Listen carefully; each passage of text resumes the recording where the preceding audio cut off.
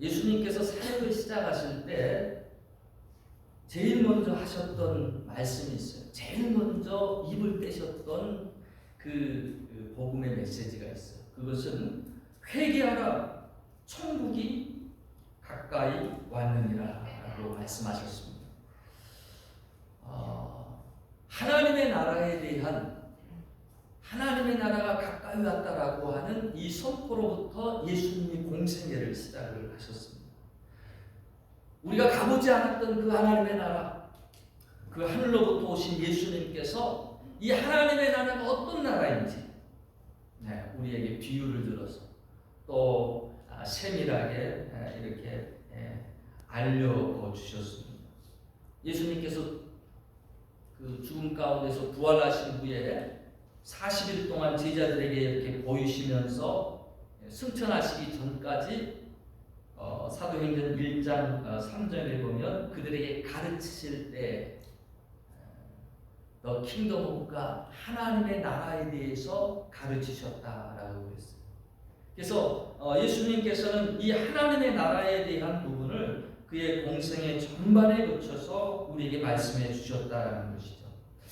여러분, 천국 또 하나님의 나라 그러면 제일 먼저 어떤 생각이 드십니까? 죽으면 가는 곳, 그렇게 많이들 생각을 하시는 것 같아요. 정작 이 하나님의 나라에 대해서 우리가 잘 모르고 또 오해하는 경우도 많습니다.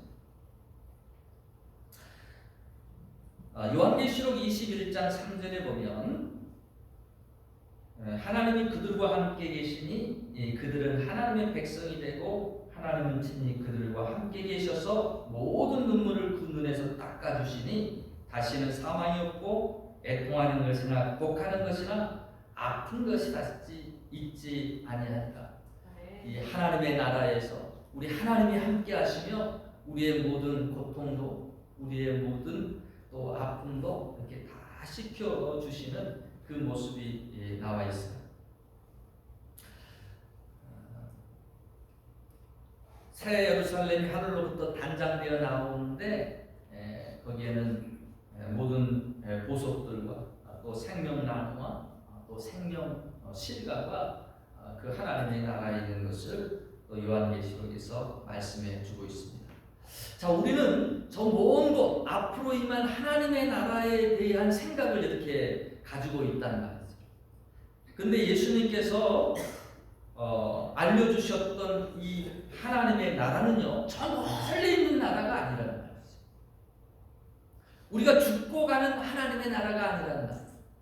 주님은 뭐라고 말씀하시느냐? 이 하나님의 나라를 말씀하시면서 이미 하나님의 나라가 너희 가운데 임하였느니라 라는 말씀을 하십니다. 이미 임했다라는 거예요. 구원도 마찬가지입니다. 여러분, 그 성경에 보면 이 구원이요, 단 한 번의 시제로 쓰이지 않습니다. 이 과거와 현재와 이 미래의 시제로 그렇게 사용되고 쓰여지고 있다라는 것을 볼 수가 있어요. 그래서 구원 그러면 제일 먼저 칭의의 구원이 있습니다. 이건 완료형으로 쓰였습니다. 요한복음 5장 24절에 보면 내가 진실로 진실로 너희에게 이르노니 내 말을 듣고 또 나 보내신 이를 믿는 자마다 영생을 얻었고, 영생 얻을 것이다 라고 하지 않으셨어요. 영생을 얻었다라는 완료형을 쓰고 있습니다. 이미 우리 가운데 이 영생이 이루어졌다라는 거예요. 심판에 이르지 아니하나니 사망에서 생명으로 옮겼느니라. 완료형입니다. 이것을 칭의의 구원이라고 해요. 의롭지 않은다는데 의롭다라고 칭해 주시고 이미 하늘나라의 생명책에 이름을 이렇게 기록해 주신 사건입니다. 근데 성화의 구원이 있어요. 이건 현재 진행형으로 쓰여 있습니다. 빌립보서 2장 12절에 보면 항상 복종하고 두렵고 떨림으로 너희 구원을 이루라. 지금 순간순간 이 구원을 이루어 가라는 거예요. 성화라는 것은 뭡니까? 칭이라고 하는 것은 내가 한 행위가 없이 공짜로 이룩된 주님의 보혈의 공로로 된 것이라면 이 성화의 구원은 나와 성령님이 함께 거룩하신 이 하나님의 성품으로 함께 이루어가는 그 과정, 그것이 성화의 과정. 너희 구원을 이루라. 그래서 말씀과 기도로 여러분 거듭났다. 그래서 우리가 끝이 아니에요. 우리는 말씀과 기도 가운데 하나님과 교제하고 우리의 심령 가운데 이 하나님의 성품을 닮아가는 그와 같은 이 구원들을 계속해서 이루어 가야 되는 것이죠. 영화의 구원이 있어요. 이건 미래적 시점으로 쓰였습니다. 그래서 영화의 구원은 내가 하는 것이 아니라 하나님이 하십니다. 에벌레가 어느 날 아름다운 나비가 되어가지고 자신의 의지와 관계없이 이렇게 나비가 되는 것처럼 주님의 영화로운 몸으로 그 부활하신 그 신령체 몸으로 예수님이 우리의 첫 열매 되셨다고 그래요. 우리도 그와 같은 몸으로 부활할 것을 성경은 변화될 것을 성경은 말해주고 있거든요. 이게 궁극적으로 우리 하나님께서 우리를 그렇게 해주시는 영화의 구원이 있습니다. 그래서 칭의의 구원은 전적인 예수님의 공로에 대한 나의 믿음의 결과이고요. 성화의 구원은 내주하시는 성령님과 내가 함께 이루어가는 그런 과정이고, 영화의 구원은 전적으로 하나님께서 하시는 마지막 때의 그 구원의 영역입니다. 자, 이처럼 구원의 삼중 시제, 과거, 현재, 미래가 있는 것처럼 하나님의 나라도 그와 같이 표현해주고 있다는 거예요. 세 시제가 같이 쓰이고 있다는 거예요. 하나님의 나라가 너희 가운데 이미 임하였느니라. 이 완료 시제이죠. 현재 시제로 진행 중인 이 하나님의 나라, 누룩이 범진과 같이 이 하나님의 나라가 임했고 이 하나님의 나라가 점점 확산되어 가고 있다라고 말씀을 해줍니다. 대표적인 기관이 바로 교회이지요. 또 미래 시점으로 쓰인 게 있습니다. 앞으로 올 하나님의 나라, 세상 끝이 오고 예수님께서 재림하실 때 이 하나님의 나라가 이제 궁극적으로 완성되게 될 것입니다. 오늘 본문에서 예수님은 이 하나님의 나라에 대해서 이야기해 주시면서요, 우리가 구할 하나님의 나라, 그것이 어떤 것인지, 무엇인지를 지금 말씀해 주고 계세요. 하나님의 나라는 하나님이 다스리는 나라, 하나님의 통치의 나라를 말해주고 있다는 것입니다. 오늘 20절에 바리새인들이 나와서 질문을 하는데 뭐라고 하느냐? 하나님의 나라가 어느 때에 임하니까? 사람들의 주된 관심은 뭔가 하면 때에 관심이 있어요. 언제? 마지막 때는 무슨 징조가 있겠습니까? 하나님의 나라가 임하는 때는 언제입니까?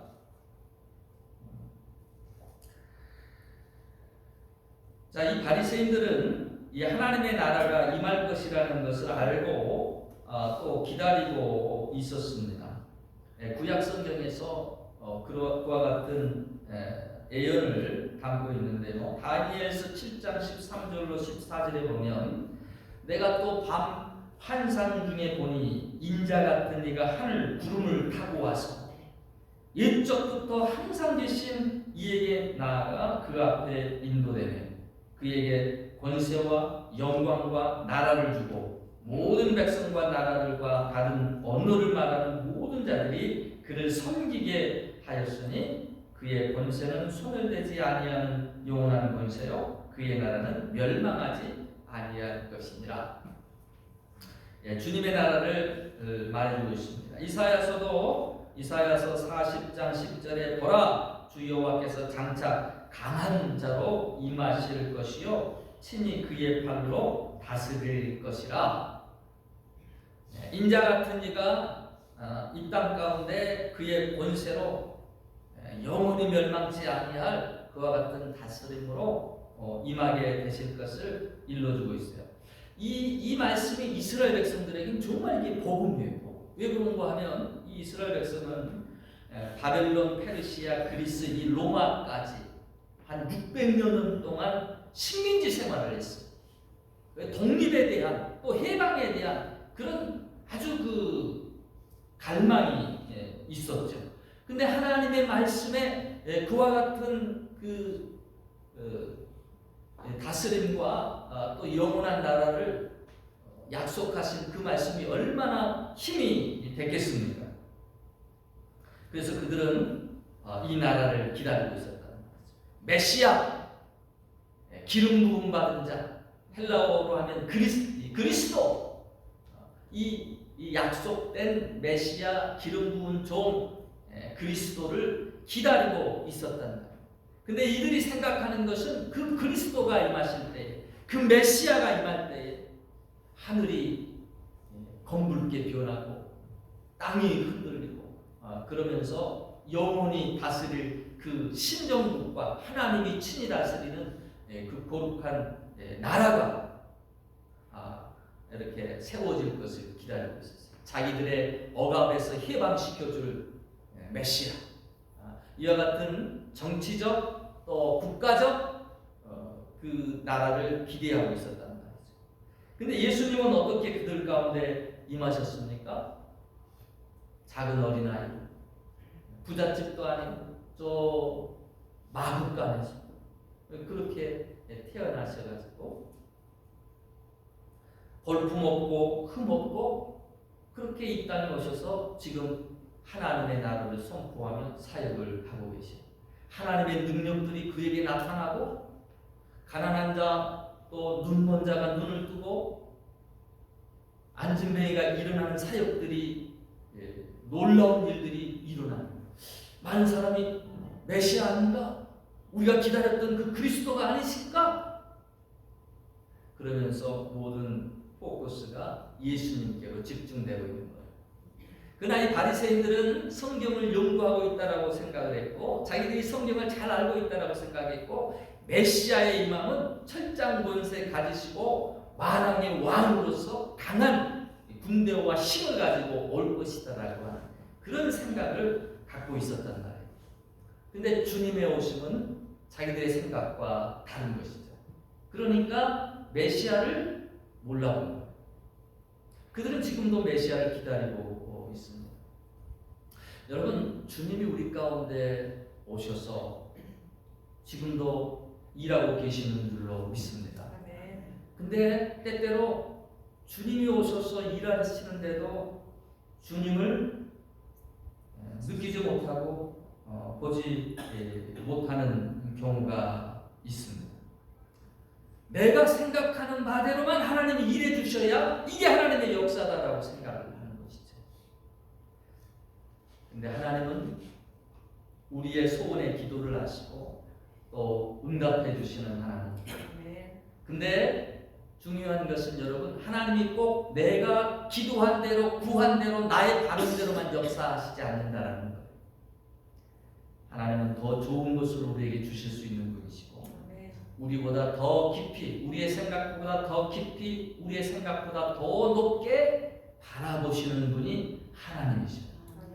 그 하나님이 우리에게 여러분 좋은 것을 주실 줄로 믿습니다. 그렇게 하나님에 대해서 우리가 구할 바를 구하지만 하나님의 역사에 대해서 여러분 열려 있어야 돼요. 그래야 하나님이 일하실 때 하나님이 일하신다 이걸 아는 거예요.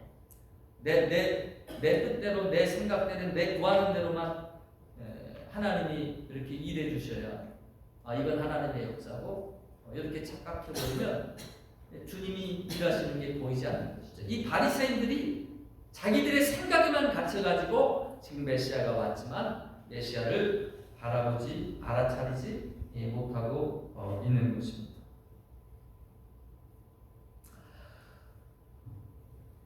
이 하나님의 나라에 대해서 오늘 주님이 답하시는 내용이 20절, 21절에 나와 있어요.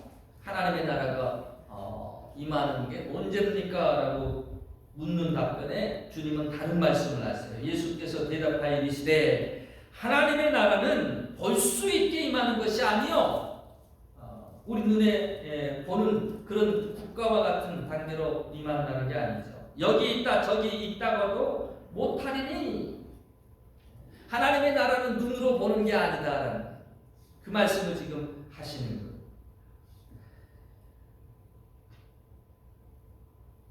도리어 하나님의 나라는 영적으로 성령으로 이렇게 임하십니다.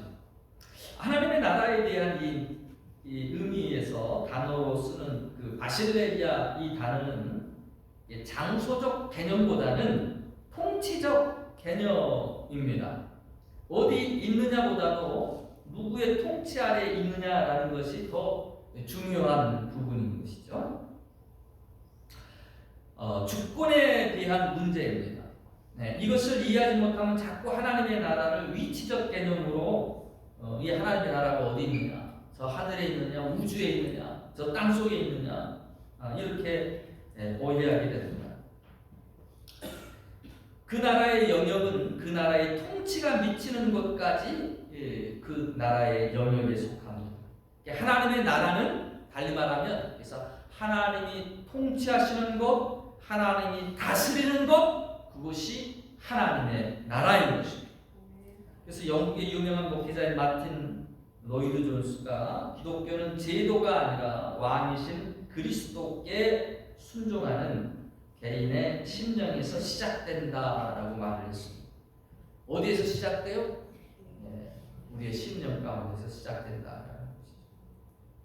즉 내가 하나님의 통치 가운데 있다라면 하나님의 나라가 나에게 임한 것이 내가 하나님의 소유고 하나님의 백성이고 또 하나님의 나라라는 것입니다.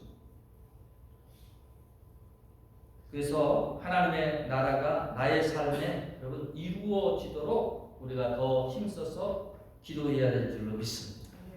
너희는 거룩한 택하신 족속의 왕같은 제사장이요 하나님의 소유된 하나님의 나라라고 그렇게 말씀하고 있거든요. 그 하나님의 나라가 내 안에 이루어져야 되는 것입니다. 그 하나님의 나라는 하나님의 다스리심, 하나님의 통치하심. 내가 그 하나님의 통치하심에 있다라면 하나님의 나라는 이미 우리의 삶 가운데 임하는 것입니다. 자, 바리새인들의 이 질문에 예수님께서 또 대답하십니다. 여기 있다 저기 있다가도 뭐라느니 하나님의 나라는 너희 안에 있느니라. 이게 21절의 말씀입니다. 너희 안에 있다 하나님의 나라가 그렇게 말씀하셨어요. 늘 하나님의 나라 저 천국 멀리 있는 것만 생각하고 있었던 사람들에게 그 하나님의 나라는 지금 이미 임했고 그리고 그 하나님의 나라가 너희 안에 있다는 것을 주님께서는 기억하기를 원하셨다라는 얘기죠. 여러분 하나님의 나라가 우리의 심령 안에 이루어져야 됩니다. 우리의 심령이 먼저 천국이 되어야 됩니다. 로마서 14장 17절을 보면 하나님의 나라는 먹는 것과 마시는 것이 아니라 오직 성령 안에 있는 의와 평강과 희락이니라 말씀을 해주고 있습니다. 여러분 성령 안에서 우리가 하나님의 평안이 임하시기를 주의 이름으로 축원합니다. 하나님의 나라가 있고 갈라디아서 2장 20절에 보면은요 우리 안에 육체의 소욕이 있고 또 하나님의 나라가 임해가지고 성령의 소욕이 우리 안에 있어요. 이 두 가지의 소욕이 서로 사도 바울은 서로 싸운다라고 그랬어요.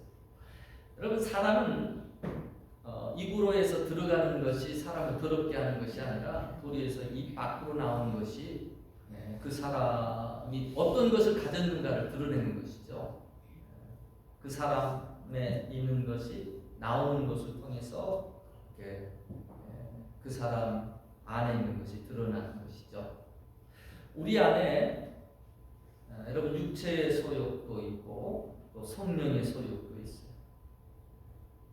성령의 지배를 받고 성령이 더욱더 확장되면 그 하나님의 의와 평강과 그리고 희락이 넘쳐나는 것입니다. 근데 육체적 소욕이 가득하고 욕심이 가득하고 그러면 자꾸 짜증과 미움과 증오와 분노가 나오는 거지. 여러분, 하나님의 나라가 여러분의 심령 가운데 충만하여서 입을 열 때마다 은혜와 찬송과 기쁨과 희락이 터져 나오실 수 있기를 주의 이름으로 축원합니다. 아멘. 말씀을 마치겠습니다. 하나님의 나라는 죽어야만 가는 것이 아닙니다. 예수 그리스도를 주로 영접하고 그분의 다스림을 받는 심령에서부터 이 하나님의 나라가 이미 시작되었다라고 말씀을 하고 있다는 거예요. 저와 여러분은 다 하나님의 나라가 입에 있어요. 아멘. 성령과 함께함으로 그 나라가 확장되어 갑니다. 그리고 장차 그리스도께서 다시 이 땅에 오실 때 모든 눈이 보게 되는 영광의 그 나라를 우리가 또한 맞이하게 될 것입니다. 주님은 하나님의 나라를 가르치시면서 먼 미래에 궁극적으로 가게 될 그 나라가 아니라 이미 우리 가운데 임한 이 하나님의 나라를 더 강조하셨다라는 거예요. 오늘 나의 삶에 그의 나라와 그의 의를 구하게 하십니다. 우리는 자꾸 내가 주인되고 내가 높임받는 나의 왕국을 만들고자 합니다. 나의 왕국이 아닌 하나님의 나라가 우리 안에 확장되어지기를 소망합니다. 아멘. 늘 점검해 볼 수 있어요. 지금 나의 삶의 왕자에 누가 앉아있는가? 누가 주인인가? 하나님의 나라, 하나님의 통치, 하나님의 다스리심이 하나님 나의 삶 가운데 있기를 소망합니다. 이미 주신 그 하나님의 나라가 너무나도 쪼그라지고 너무나도 힘이 없고 너무나도 약하게 있는 것이 아니라 주의 성령과 함께 그 뜻과 그 나라를 구하면서 내 안에 확장되고 그러므로 나의 삶 가운데에서 세상과 비교할 수 없는 하늘의 평안,